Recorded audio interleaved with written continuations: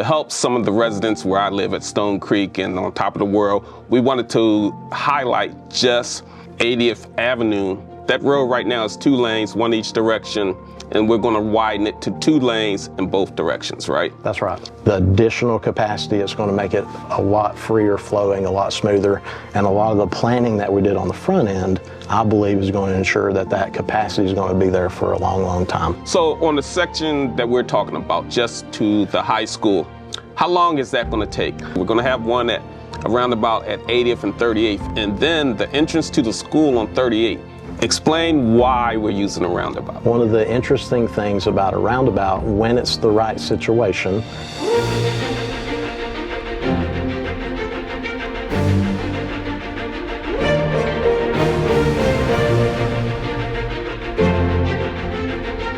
Hello, welcome. My name is Robert Shaw, and I'm here with Steven Cohoon, the county engineer for Marion County, and we're going to be talking about one of the many things you do. I know your umbrella is pretty big, but to help some of the residents where I live at Stone Creek and on top of the world, we wanted to highlight just 80th Avenue from 90th Street, so right by on top of the world, Indigo East, Stone Creek, Calesa, and down just past the high school. So that's one segment that you're going to be doing. So you're going all the way down to 27, I believe. So it's going to be a long project, but we want to try to get just this little section, and hopefully people will be able to realize that what's happening there is going to be the same in the other sections, and the process on how it works, we'll go over that. So thank you for being with us. I know you're a very busy man. I appreciate you coming here to help answer some questions. And Mr. Shaw, I just wanted to take a moment just to tell you how much I appreciate the opportunity as well. So just getting the word out to the community is something that I love to do, that my team loves to do, and it helps us out on the back end as well. One, to know what some of the concerns are, but also get some of that information out. So thank you again for the opportunity. Right. I appreciate it. Being a resident and being at your last town hall that you gave, it was some questions when you left that I heard a couple of people talking about. When we go onto our Facebook page or on our website, we look and we see a couple other things. So basically, I'm just trying to clear up some of the questions that people have. So talking about this, what's happening. That road right now is 2 lanes, 1 each direction, and we're going to widen it to 2 lanes in both directions, right? That's right. And is it going to have a grass median? That's right. What's the thought process behind the grass median? Does that help with accidents? It does help a little bit more separation. When you put cars close together going in opposite ways, there's a tendency to have more incidences that we don't desire to have. Also, Marion County's typical section in our land development code, that we do have a requirement to have some grass medians there. Just touching on 80th Avenue, yes. Starting at about 80th Street, we've got a project that's planned to go all the way up north of 27, tying into 225A, going back to the east, 49th, all the way back to the Buc-ee's ultimately. Right. And that's going to take quite a long time. So on the segment that we're talking about, just to the high school, how long is that going to take? So putting all of 80th into perspective, it's got 3 different segments. So segment 1, starting at 80th Street to about a half a mile north of the school. Segment 2, from that point up to 40, and then from State Road 40 all the way further to the north, about a half a mile north of 27 there. Segment 1, that project is expected to take probably 18 to 24 months. We're in the tail end of the right-of-way acquisition phase now. We're going through the permitting for all our water management district permits and some other environmental permits. I expect that project to be advertised before December of this year. So worst case, 24 months from December of this year for project completion. Best case, we can start doing some early out construction activities between 80th Street and 90th Street, then rolling from that point further to the north. So it would be some of a phased completion. I expect that to be no more than 24 months. Right. That's perfect. You mentioned right-of-way. That's one of my top questions that I have here. Let's talk a little bit more about right-of-way so people that live along that corridor, they understand what actually is going to happen. So right-of-way acquisition, it's a real thing.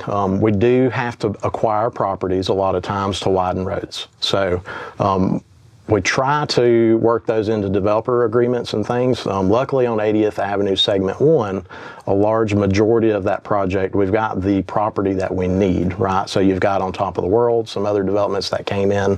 Proactively, we go ahead and tell that developer and the applicant, we need a certain amount of right-of-way to make our project work, our future project. And keep in mind, 80th Avenue's been in the work for 10 years. We're just now getting to the point where we're about to let all of this construction.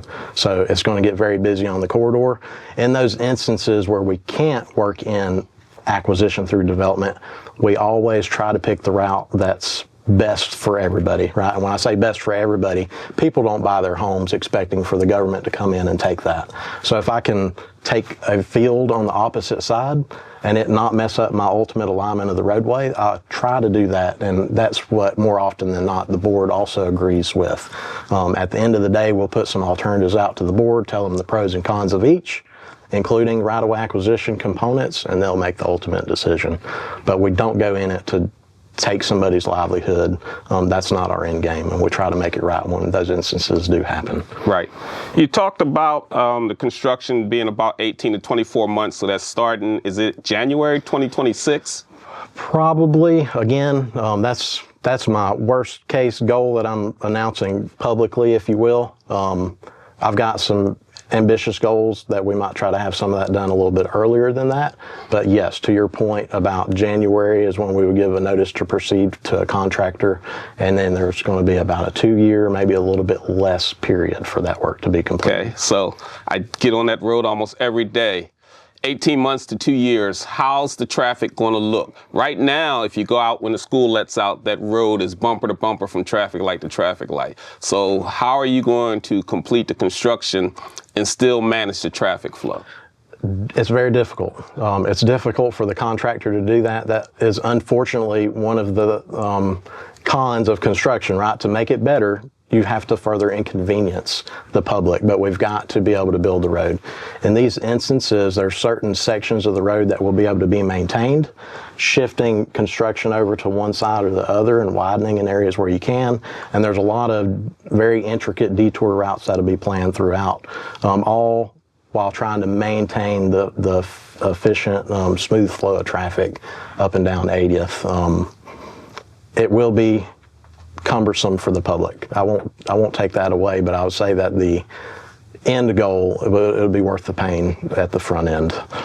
Is this going to be a 24-hour process? Because like on the nights, maybe on weekends, are they going to be working, or is it just during the day? We'll try to aim and gear the contractor towards predominantly night work. There may be instances where they can do some activities in the daytime, but for the most part, we would try to gear a lot of that towards night work. Okay.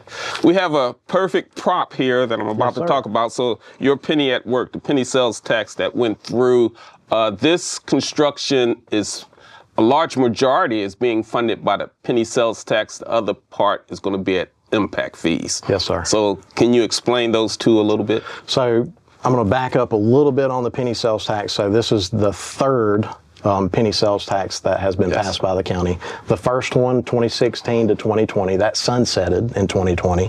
2020 to 2024 was sales tax number 2, also sunsetting in 2024. The county went ahead and put out a request for 20 years. So that 20 years was approved by the citizens of the county. That'll give us another 20 years of sales tax. Sales tax can be used for resurfacing, maintenance activities, capacity, road, bridge, anything related to our infrastructure. We can use a lot of that sales tax for. It was sold to the citizens as it relates to transportation, that we would use that way. We're not buying equipment.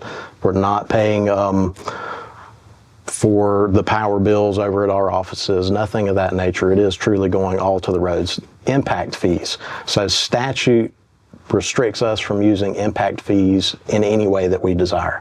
Impact fees can only be used for capacity and additions as it relates to transportation. So if I'm widening the road, I can use impact fees.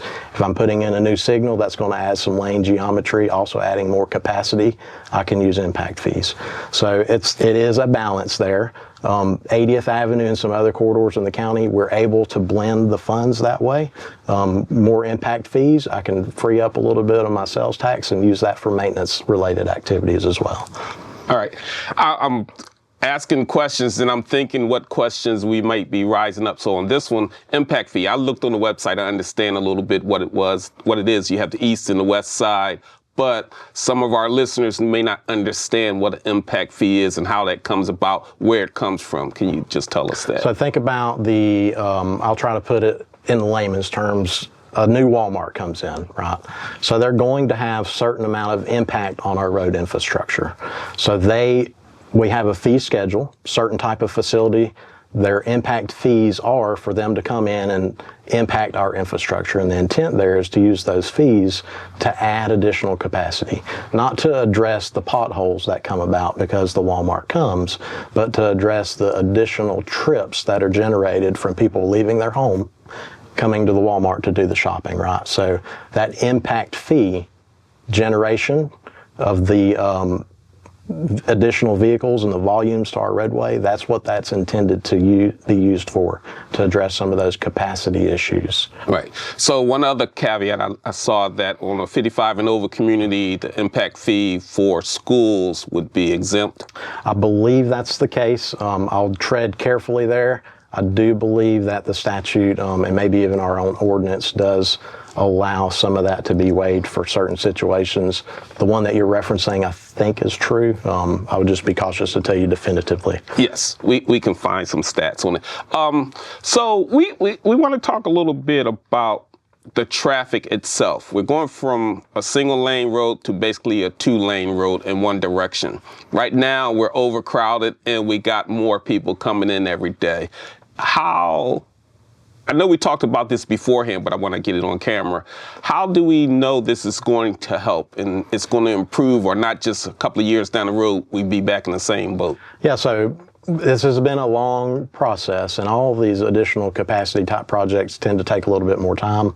So in the last 8 to 10 years, we've been studying the corridor, looking at what surrounding areas could be developed to, and having some growth projections added to that. So to answer your question directly, through the study phase, we're already assuming a certain year out, 20, 25 years sometimes, of the additional traffic that we would expect to see. The beautiful thing about 80th Avenue, specifically segment 1, there's a lot of build out in these areas already, right? And we already know what additional trip generation we can expect outside of some of the development that you may see on 200 or further to the west or the east. For the most part, we know the people that are going to use that area is already built out, and that isn't built out yet. We know what the land uses are, what type of zoning, and we know what we can expect in the future. So in the planning phase, that 2-lane road we see today, a level of service D, probably 6,000 to 8,000 vehicles a day is what we can handle on that road. A little bit more, but we start to bump some of the level of service E scenarios. When you go from that 2-lane to that 4-lane, you're going from a 6,000 to 8,000 vehicle a day to 12 to 18, 18 to 20,000 vehicles a day that you can handle, right? So it's a big difference in the level of service. Yes, it's congested now, but some of the intersection improvements that we'll be making out there, the additional capacity, it's going to make it a lot freer flowing, a lot smoother, and a lot of the planning that we did on the front end, I believe, is going to ensure that that capacity is going to be there for a long, long time. So you talked about the median in it. I saw 2 different configurations on your website. One had a multi-purpose path on both sides. One with just a multi-purpose path and a sidewalk. Was it decided which one we would use? So 80th Avenue, segment 1 through 3, the path is on the west side of the road, and then you've got the sidewalk on the east side. When you talk about 38th there at the schools, back to the east, the path, the adopted alternative by the board, the path was on the north side, sidewalks on the south side. So one of the issues residents concerned, so we're going to be building a shopping center or strip mall by Calesa, and if you're going in your golf cart, now you have to cross a 4-lane road. Is it just going to be at the intersections? Any plans on maybe putting a bridge or something? That question came up. Yeah, so think about the one crossing location that we've got right now. It's just south of what the future Melody Preserve development is, and that's closer to 90th Street, I believe, just on the north side of 90th Street. Yes. So you've got that crossing there. The county doesn't have any plans to add any additional crossings. That was done in coordination with On Top of the World many, many years ago. The county's position is if there's going to be any kind of bridge or path, that we would look for the developer, the community to come together and try to bring some of that forward. There's nothing in the plans as it stands today. Makes sense. Yes, sir. Now let's get to the topic everyone wants to talk about, the roundabout that's going to be at 38th and 80th. Explain why we're using a roundabout. So ultimately, the board said this is the best intersection alternative based on the different proposals that staff and the consultant gave. And I'll try to go back and give you some information on where you can find that on the website. Through a series of workshops, we provide a lot of information. In general, there's not a right or wrong for either. Both of them work. Both of them have an acceptable level of services. One of the interesting things about a roundabout, when it's the right situation, they are a preferred alternative. They have significant safety benefits, 80 to 90% reduction in serious injury and fatality type crashes. Also, the perception of being able to go through the roundabout. You're not having to stop at a red light, right? That makes the road user feel a lot better. And you look at roundabouts and intersections differently from a level of service standpoint. The level of service for a roundabout, you've got a certain delay, let's say 40 seconds of delay. That's your 40 seconds to get through it. You're not having to stop. When you think about a signalized intersection as a road user and you think a 40-second delay, that averages all the people that had to slow down, that had to stop at the red light, and those that got the green light and kept going. So you're averaging all that to get 40 seconds. And a roundabout, it truly is having to slow down to go through the roundabout, assuming 40 seconds again. So comparison-wise, they're different. Whether you, as a road user, if you hit the red light, you feel differently than if you're going through the roundabout.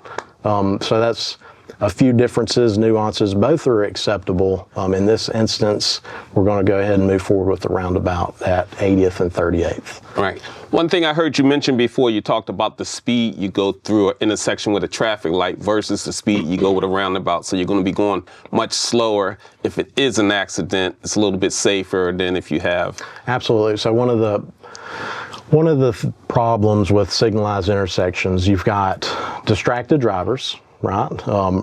Rear end crashes tend to go up when you have a signalized intersection, and one of the most alarming types of crashes you see is a high-speed angle crash. Somebody thinks that they've got the green and they actually had the red, and then those that did have the green go through, you get a T-bone. That's what leads to those serious injury and fatality type crashes. With a roundabout, it's a physical obstruction. You have no option but to slow down or to go through the median, and then more often than not, you're a single car accident, everybody's okay. That's the big difference from a safety perspective. Yes, signalized intersections can cause those high-speed crashes, and that's one of those benefits about having the roundabouts. A lot of the people here, they've been driving for years. They're in their senior years, and when they think about a roundabout, it's just a fear. So it's basically, once you get used to it, we'll see it's better. I would say that I was at one time not necessarily supportive of roundabouts. Coming from Alabama, we didn't see many roundabouts there, right? I wasn't comfortable driving roundabouts either. I do believe that user perception will change over time. It's okay not to feel comfortable with going through a roundabout, but once you do it a few times, I think more often than not, it is the preferred alternative by many road users. You have to slow down a little bit. You've got to be a little bit more cautious going into it. Just make sure nobody else is coming, and then ease on in and then ease on out. And I do think it's a little bit more pleasant experience for myself now, being experienced with driving roundabouts. So I'm gonna go against the grain. I'm gonna veer a little bit off of 80th and go on to 38 for a second, just because we're talking about roundabouts. So we're gonna have one at a roundabout at 80th and 38th, and then the entrance to the school on 38. Right now, that's a big problem. If I come through there at anywhere between 3:30 and 5:30, I'm going to stop and I'm going to wait for the guy directing traffic coming out the school. He's trying to make sure people aren't waiting too much at the light and going the other way. So it's a little bit of a problem. So we're putting a roundabout there, which I totally think is going to help us. So with all that traffic at the peak times, it'll be able to flow? Absolutely, and I'll say that I fully respect that the men and women that have to sit there and stop and go traffic. Could you imagine the nightmare of trying to do that? Difficult. Yes, the roundabout was going to make a difference there. Beautiful thing about roundabouts, they work well in series. So you've got the one at 80th, you're going to have the one at 38th. What you don't want to do is put a signal at one and a roundabout at the other, and next thing you know, you're going through smoothly and then you're hitting a red light. So they're close enough and they're separated far enough from other signals that they'll work very nicely together. Coming from the east back to the west, there's going to be a bypass lane, if you will, that's going to allow people to go directly into the school. So a lot of the AM traffic, they're going to be going into that school from the east to the west seamlessly, if you will. For the PM, it's again coming out. There's a mass amount of vehicles that come out all at once. Coming from the north side, they're either going to go back to the west or they're going to go back to the east. Well, they have to yield to everybody that's in that roundabout. There's going to be enough queuing and staging of vehicles before they enter that roundabout that there's going to be gaps. It's going to be a nice, smooth, seamless process.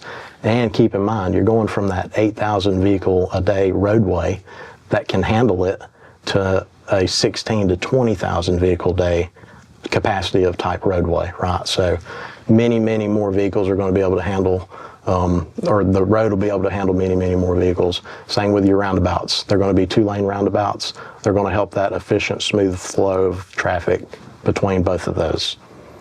Another thing that happens when the school, right before the school lets out, a lot of the parents come and they'll line up their cars in the grass on the high school side and waiting for their, students to come out. And with the right of way that you're going to do, it seems like you're going to take a lot of that land away. They won't be able to do that. I don't know if they all can fit in the parking lot at the school. That seems like it's overcrowded also. But they didn't want to really kind of go into the school and have to get back out because of the traffic situation. Maybe with the roundabout that'll change. But any thoughts on how people coming to pick up the kids? Is it any consideration or changes to that? Being a parent myself, I get a little bit impatient with taking my kids to and from places.